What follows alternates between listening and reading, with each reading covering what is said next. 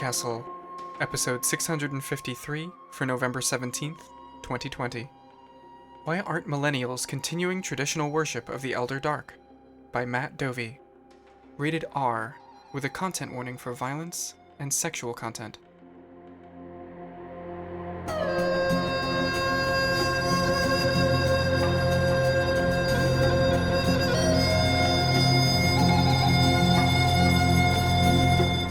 Hello and welcome to PodCastle. I'm your audio producer and host for this week, Peter Adrian Baravesh. This week's story, Why Aren't Millennials Continuing Traditional Worship of the Elder Dark, was written for you by Matt Dovey. Matt Dovey is very tall, very English, and most likely drinking a cup of tea right now. He has a scar on his arm from a ritual performed unto the Watchers just beyond, imploring them for the boon of great knowledge. But all he got were the lyrics to Dashboard Confessional's album The Places You Have Come to Fear the Most, stuck in his head forever. He now lives in a quiet market town in rural England with his wife and 3 children.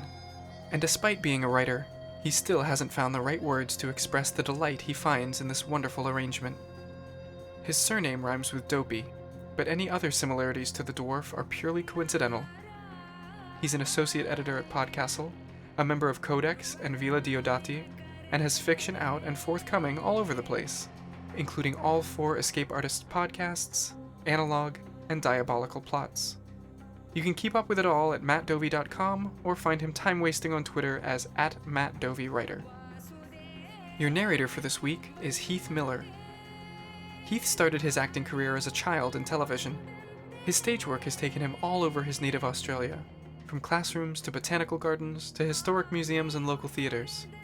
He can be found in recording studios, comedy clubs, television sets, convention centers, and YouTube videos. An actor, director, and master of ceremonies, Heath is a graduate of the Western Australian Academy of Performing Arts and currently finds himself living on an island off the coast of Portland, Maine. Since moving to the USA, Heath has become an Earphones Award-winning narrator recording audiobooks for Highbridge, Dreamscape, Macmillan, and Penguin Random House, as well as short stories on fiction podcasts including Uncanny Magazine, Beneath Ceaseless Skies, PodCastle, Pseudopod, and Far-Fetched Fable. And now, sit back, relax, and enjoy this entire mood. Why Aren't Millennials Continuing Traditional Worship of the Elder Dark? By Matt Dovey. Read by Heath Miller. In a generational shift that some claim threatens the fabric of existence and the sanity of all humanity, surveys show that worship of the Elder Dark is at a record low for one particular group: millennials.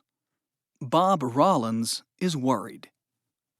When I was growing up in the 1950s, I made my obeisance before the manifold insanity every night, uttering the invocations to satiate the Watchers just beyond and keep them at bay for one day longer. But young people now aren't prepared to make the necessary sacrifices. I remind him that human sacrifice was deemed unnecessary and illegal in 1985, and animal sacrifice in 2009.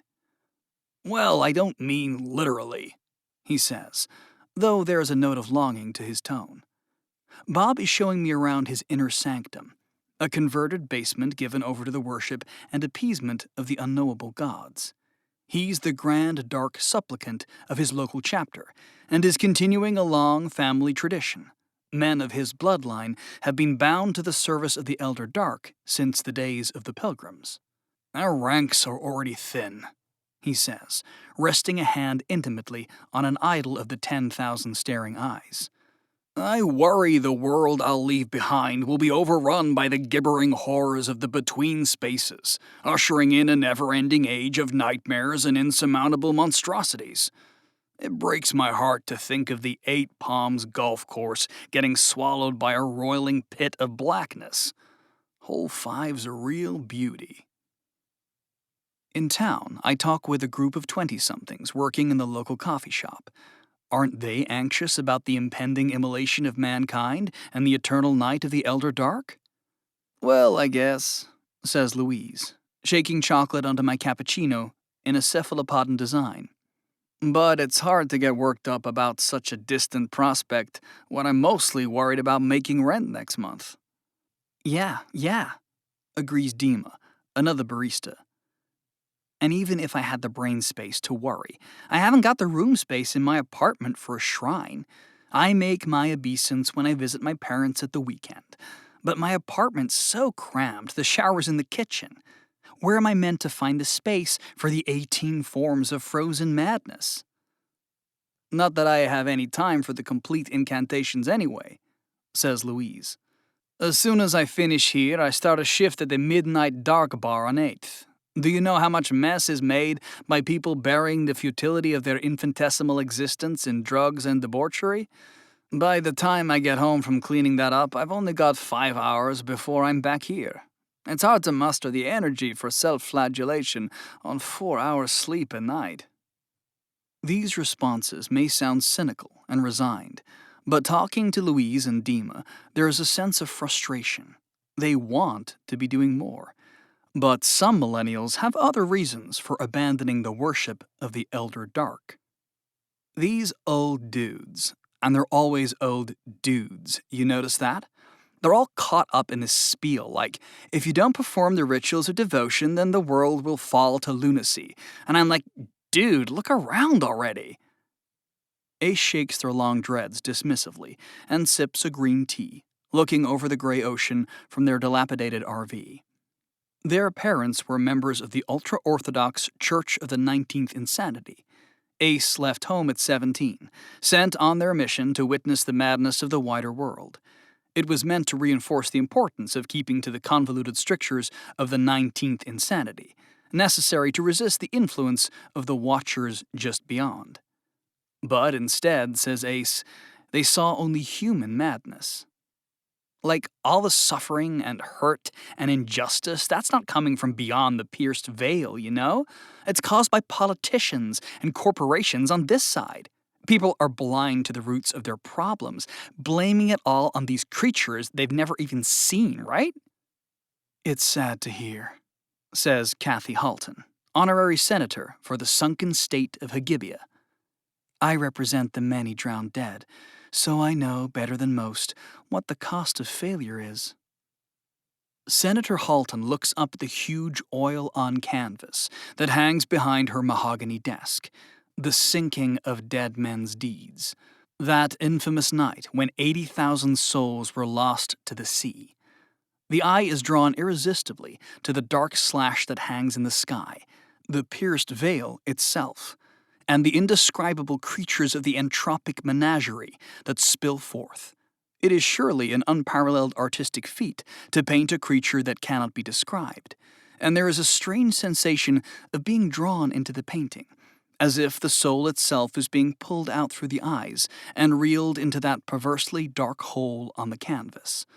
Only Halton's smooth voice breaks the spell. She seems used to the painting, immune to its attraction. Some people are so desperate for a mundane explanation, they'll ignore the evidence of their souls, she says. The irony is many of this country's problems can be traced back to a disturbing lack of faith in the younger generation. But isn't there an increasing consensus on grassroots social media that neoliberal government policies of the last 30 years are to blame for irrevocably leading us to this point of critical failure, where the very substance of the multiverse is threatened with annihilation by wage stagnation and an untenable housing market leading to unrealistic work expectations? If only it were that simple, she responds. We're doing everything we can to encourage participation despite the economic downturn, including state-funded glossolalia lessons and mandatory flagellation breaks for government employees. But we can't force a free soul to act.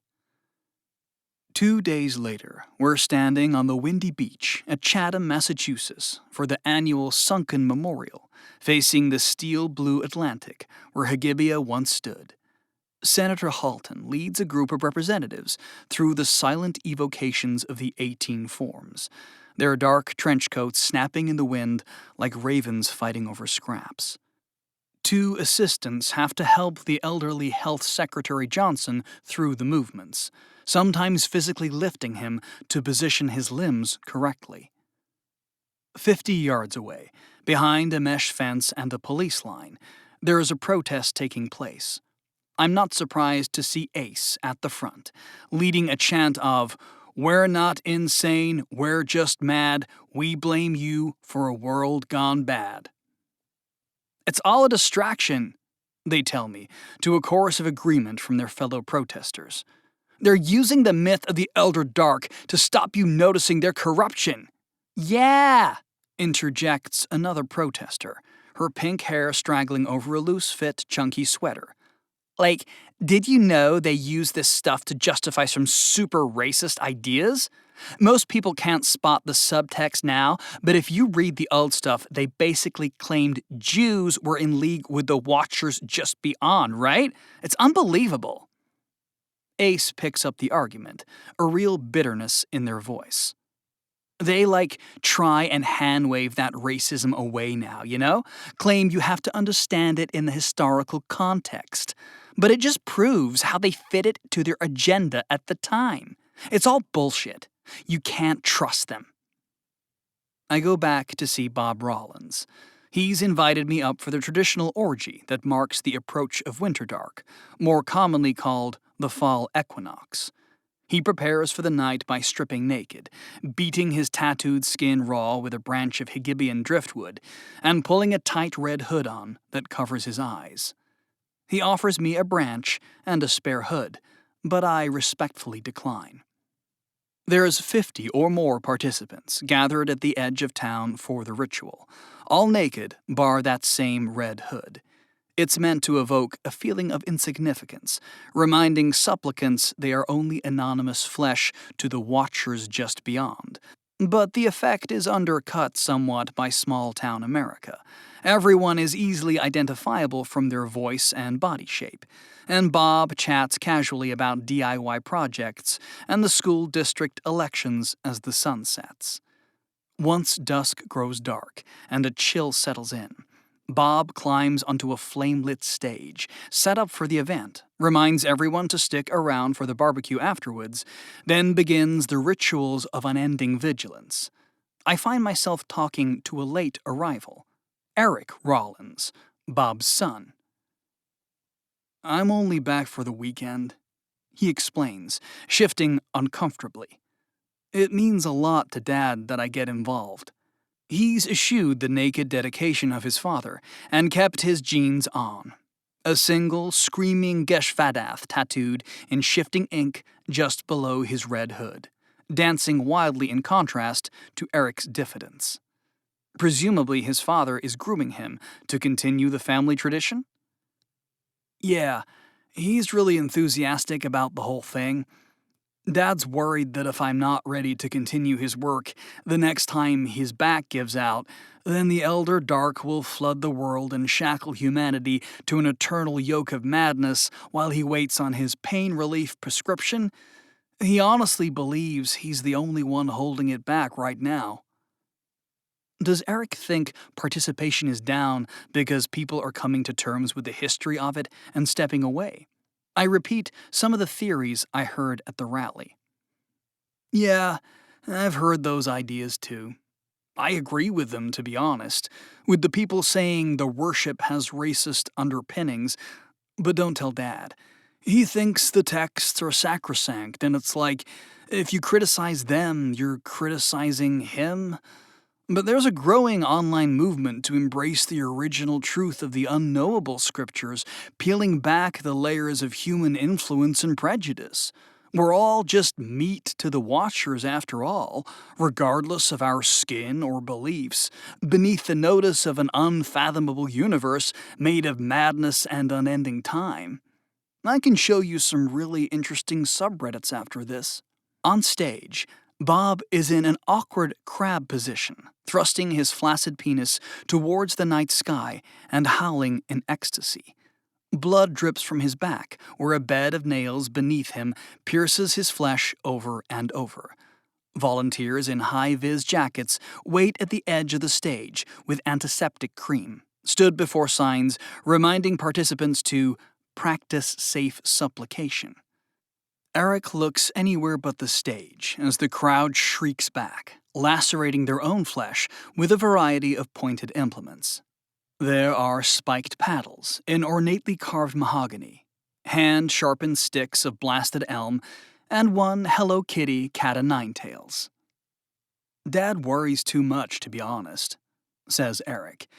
"I've met a lot of people at college, and at the end of the day, people are decent. They do what they can when they can, even if it's just carving Asherian shapes into their avocados at breakfast.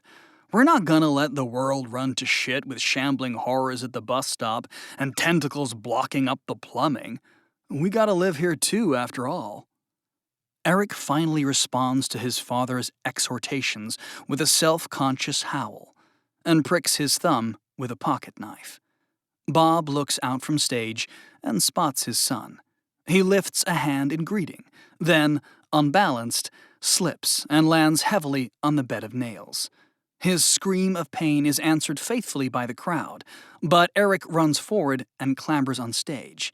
He eases his father off the nails, and they limp to the side, where a volunteer frantically unpacks a first aid kit. A brief, yet intense exchange follows. The body language is clear. Bob wants Eric to finish leading the worship. The crowd is wavering, their flagellation tools drooping like their middle-aged bodies. I see the moment Eric takes the burden on. His back straightens, his jaw clenches, his shoulders square.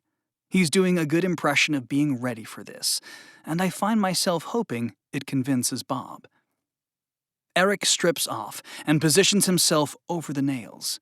He picks up the chant perfectly from where his father left off, closing out the ceremony with vigor, athleticism, and rather more, shall we say, rigidity than his father could manage. Off to the side, Bob stands with his legs wide as his bleeding scrotum is gingerly nursed by the volunteer paramedic. He's removed his red hood, and he watches Eric lambast the crowd with a final chant of "Hugh! Ktog and Fall," and receive the answer of "En gibith Valectia." His face shines with paternal pride.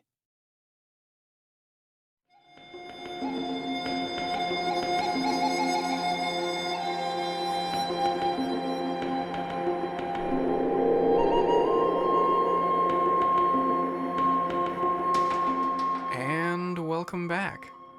To paraphrase Le Guin, we once believed in the divine right of kings, and now we're just bloody tired. It's in this spirit of exhaustment that I raise my glass to you, friends, with wry laughter and wry beverages, and the ever-present reminder that the old world is an option. It's not the only option. And that was our show for this week.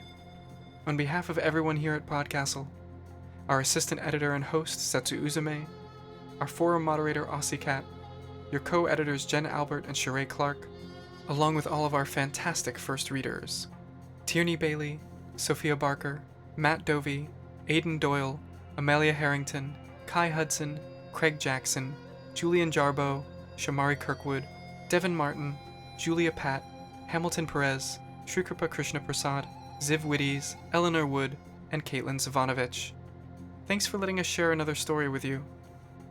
PodCastle is part of Escape Artists Incorporated and is distributed under the Creative Commons Attribution Non-Commercial No Derivatives 4.0 International License. Feel free to share it, but don't change it or sell it. Our music is by Shiva in Exile. Everything we do on PodCastle is 100% donor-funded, so if you'd like to support what we do, I invite you to join us on our Patreon at patreon.com/EAPodcasts. We'll be back next week with another tale. See you then.